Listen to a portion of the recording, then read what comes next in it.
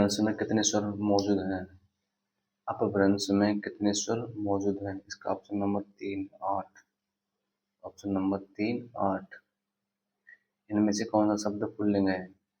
इनमें से कौन सा शब्द पुल्लिंग है? इसका ऑप्शन नंबर ए यशस्वी।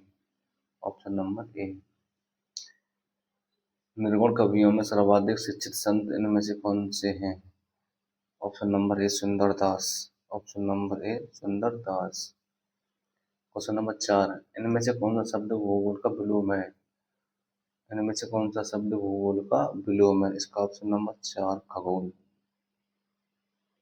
क्वेश्चन नंबर 5, इनमें से कौन सा शब्द अर्क का अनेकार्थी शब्द है? इनमें से कौन सा शब्द अर्क का अनेकार्थी शब्द है? इसका ऑप्शन नंबर ए इंद्र। क्वेश्चन नंबर 6, यथाशक्ति में इनमें से कौन सा समास है? यथाशक्ति में इनमें से कौन सा समास है? इसका ऑप्शन नंबर 3 अव्ययीभाव समास।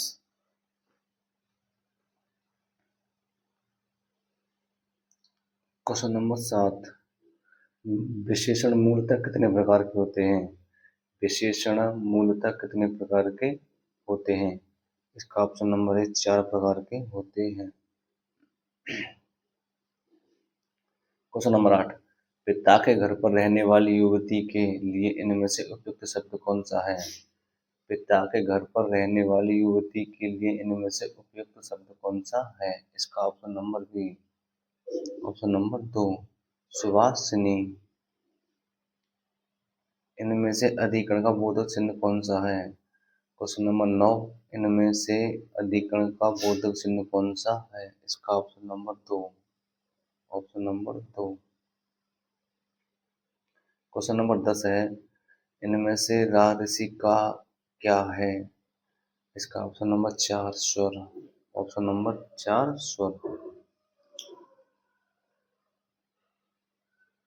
क्वेश्चन नंबर 11, गीता ने पुस्तक पढ़ी इस वाक्य में कौन सा काल है?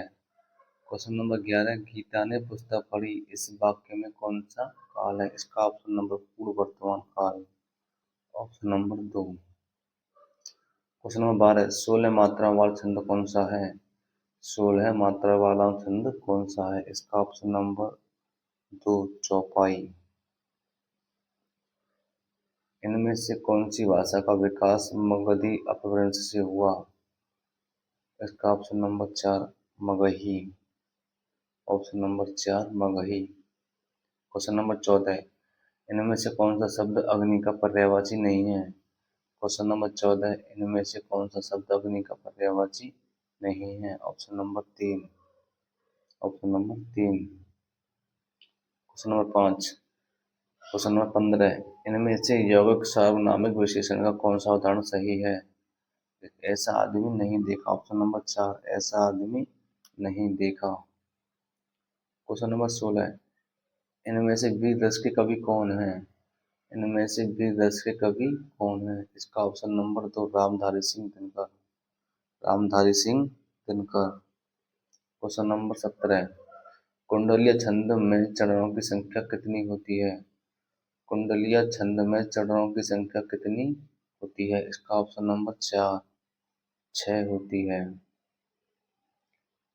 किसका उच्चारण स्थान दंत है? किसका उच्चारण स्थान दंत है? इसका ऑप्शन नंबर 2 ना। क्वेश्चन नंबर 19, महावीर प्रसाद द्विवेदी इनमें से किस पत्रिका के संपादक थे? महावीर प्रसाद द्विवेदी इनमें से किस पत्रिका के संपादक थे? इसका option number A Saraswati. Option number A Saraswati. इनमें से कौन सा गौरव का विलोम है? ऑप्शन नंबर 2 लाघव। ऑप्शन नंबर 2 लाघव। क्वेश्चन नंबर 21, इनमें से नाक का वाल होना मुहावरे का क्या अर्थ है?